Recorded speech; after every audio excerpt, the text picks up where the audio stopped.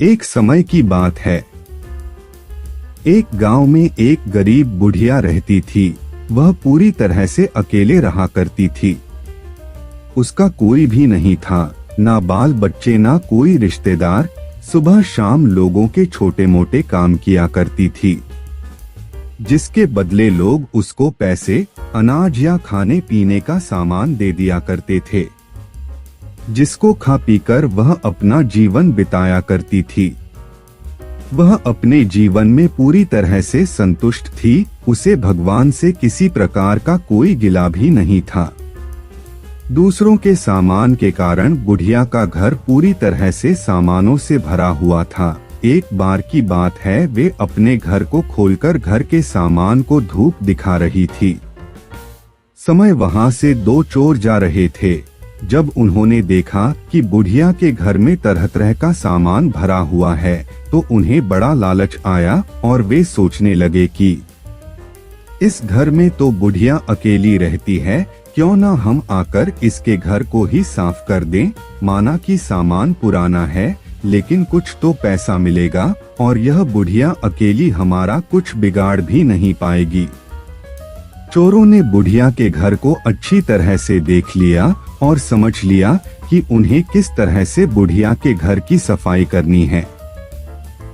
उसके बाद चोर अपने घर वापस चले गए। बुढ़िया बेचारी को सपने में भी यह ख्याल नहीं आया कि उसके घर में भी कभी चोरी हो सकती है, क्योंकि उसके घर में तो खुद के उसके कपड़े तक उसके नहीं थे। सब कुछ गांव वाले उसे दिया करते थे, जो वह अपने घर में रख लेती थी। खैर कुछ दिन बीत गए और एक दिन रात में चोर अपने दो साथियों को लेकर बुढ़िया के घर पहुंच गए। कमाल की बात यह थी कि उस दिन सरपंच ने बुढ़िया को चावल, दूध और चीनी दी थी और बुढ़िया बहुत खुश थी। बुढ़िया ने खुशी खुशी अपने लिए खीर बनाई और खीर बनाकर वह उस खीर को चूल्हे पर रखकर सोचने लगी कि अभी तो खीर बहुत ही गर्म है, जबकि थोड़ी ठंडी हो जाएगी तब आराम से खाऊंगी। और अपने बिस्तर पर लेट गई और खीर के ठंडा होने का इंतजार करने लगी। लेटे लेटे उसे नींद आ गई और वे सो गई और जोर जोर से खर्राटे लेने लगी। चोर बाहर खड़े थे। बुढ़िया के खर्राटे की आवाज सुनते ही उन्होंने सोचा कि चलो अब रास्ता साफ हो गया और अब हम आराम से बुढ़िया का घर साफ कर सकते हैं। वह सब जल्दी जल्दी आकर बुढ़िया के घर में सामान तलाशने लगे, परंतु कमाल की बात यह थी कि उन्होंने जो देखा था वह बिल्कुल गलत था। बुढ़िया का घर तो सामान से भरा हुआ था, किंतु एक भी सामान साबुत नहीं था। हर सामान टूटा फूटा, पुराना और खराब था।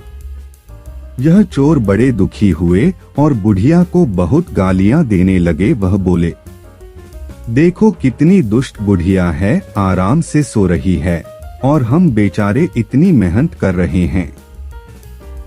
तभी दूसरे चोर की नजर चूल्हे पर रखी खीर पड़ी। गरम गरम खीर को देखकर चोर ने कहा, चलो बुढ़िया के घर कुछ और नहीं मिला तो कम से कम खीर तो है, और वह उसको खाने लगे। जब वह खीर खाकर जाने लगे तो उन्होंने थोड़ी सी खीर बुढ़िया के लिए छोड़ दी, किंतु जब उन्होंने बुढ़िया की तरफ देखा तो उसका हाथ खुला हुआ था, जैसे वह कुछ मांग रही हो। साथ ही उसका मुंह भी खुला हुआ था, जिसे देखकर चोरों ने सोचा कि बेचारी बुढ़िया लोगों से मांग मांग कर अपना जीवन बिता रही है, लगता है बहुत थक गई है और खाने के लिए खीर मांग रही है।